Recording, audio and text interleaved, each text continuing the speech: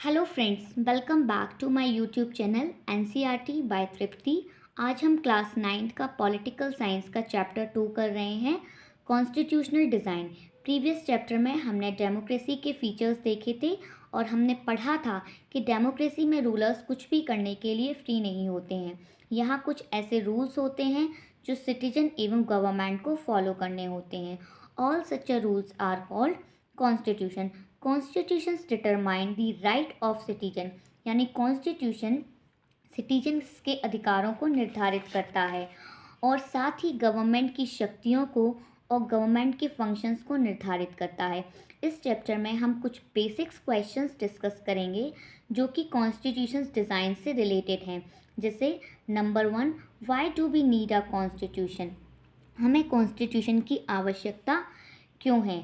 Number 2, how are the constitution drawn up, यानी कैसे ये बनते हैं।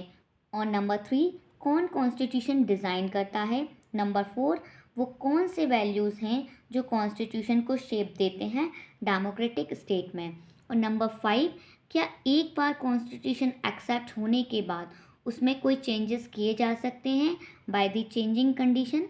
साथ में हम देखेंगे इंडियन कॉन्स्टिट्यूशन बनाने के पीछे वो कौन से वैल्यूज़ काम करते हैं और किस तरह ये फ्रेमवर्क प्रोवाइड करता है सिटीजन एंड गवर्नमेंट्स के कामकाज को और बेहतर तरीके से करने के लिए। सबसे पहले हम जानते हैं कि कॉन्स्टिट्यूशन जो है वो होता क्या है। So the constitution of a country is a set of written rules that are accepted by all peoples living together in a country। तो कॉन्स्टिट्यूशन जो है वो रिटर्न फॉर्म में एक रूल्स का सेट है जिसको उस कंट्री के लोगों द्वारा और गवर्नमेंट द्वारा एक्सेप्ट किया गया है। कॉन्स्टिट्यूशन सुप्रीम लॉ है जो कि किसी भी क्षेत्र या टेरिटरी में रहने वाले लोगों के बीच रिलेशनशिप तय करता है। साथ ही सिटीजन एंड गवर्नमेंट के बीच रिलेशनशिप को भी तय करता है। A constitution does many thing. Number 1, ये साथ में रह रहे लोगों के बीच कोऑर्डिनेशन एंड ट्रस्ट को जनरेट करता है। नंबर 2, ये तय करता है how will be the government constituted, यानी गवर्नमेंट कैसे बनेगी और किसी डिसीजन लेने की पावर होगी। Number 3, it lay down the limits on the power of the government, मतलब ये गवर्नमेंट की शक्तियों की लिमिट तय करता है और बताता है कि सिटीजन को क्या क्या राइट्स हैं। नंबर 4, ये लोगों की इच्छाओं को एक्सप्रेस करता है about creating a good society. Making of the constitution, तो इंडिया जैसे बड़े एंड डाइवर्स कंट्री के लिए कॉन्स्टिट्यूशन बनाना इजी नहीं था और उस टाइम जब इंडिया स्लेव के स्टेटस से सिटीजन का स्टेटस पाने जा रहा था। इंडिया एंड पाकिस्तान का पार्टीशन होने से काफ़ी रिलीजियस डिफरेंसेस लोगों ने एक्सपीरियंसेस किए थे।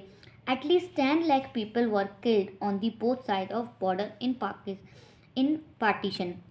तो कम से कम 10 लाख तक से ज़्यादा लोगों को पार्टीशन के टाइम पे मारा गया।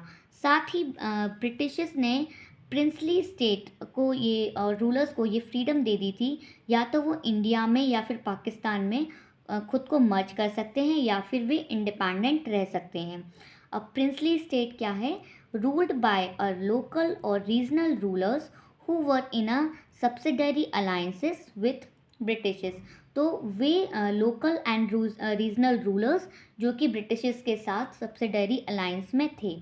इन प्रिंसली स्टेट्स को मर्जर करना काफ़ी डिफ़िकल्ट टास्क था क्योंकि इंडिया जितना अभी सिक्योर लगता है तब इंडिया का फ्यूचर उतना सिक्योर नहीं लगता था। The making of the constitution, इन सब के बावजूद इंडिया में during the struggle of freedom democracy से रिलेटेड टॉपिक्स पर सहमति बन चुकी थी। हमारा नेशनल मूवमेंट न केवल फॉरेन रूलर्स के अगेंस्ट था बल्कि रिजुविनेट करना country and the also transform our society and politics. After independence India को किस पाथ पर चलना चाहिए, इसे लेकर भी कई सारे डिफरेंट ओपिनियन थे जो आज भी बने हुए हैं। बेसिक आइडिया को एक्सेप्ट किया गया था बाय एवरीवन। 1928 में Motilal Nehru and 8 others Congress leaders ने इंडिया के कॉन्स्टिट्यूशन को ड्राफ्ट किया। 1931 में हुए एक कराची में हुए एक इंडिया नेशनल कांग्रेस के सेशन में रिजोल्यूशन किया गया कि इंडिपेंडेंट इंडिया का कॉन्स्टिट्यूशन कैसा हो। बोथ दिस डॉक्यूमेंट 1928 एंड 1931 में कमिट किया गया यूनिवर्सल अडल्ट फ्रेंचाइज को, inclusion, right to freedom and equality and the protecting the rights of minority को इंडियन कॉन्स्टिट्यूशन में। तब इस प्रकार सम बेसिक्स वैल्यूज़ को एक्सेप्ट किया गया by all leader constitution assembly में बैठने से पहले। Colonial rule also help to develop on the agreement of over the institutional design.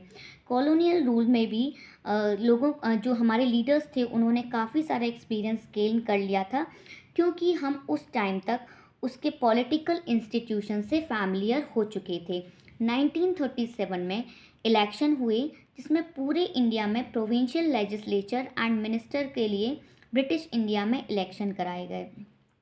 ये पूरी तरह से डेमोक्रेटिक गवर्नमेंट नहीं थी, बट लेजिस्लेटिव इंस्टीट्यूशन में वर्क करके इंडियंस ने जो एक्सपीरियंस गेन किया था वो कंट्री के लिए इंस्टीट्यूशन सेट करने के लिए काफ़ी यूज़फुल हुआ।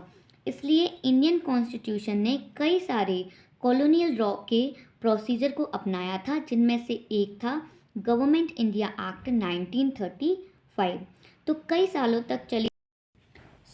Thinking and deliberation of framework of constitution ने काफ़ी फ़ायदा पहुंचाया।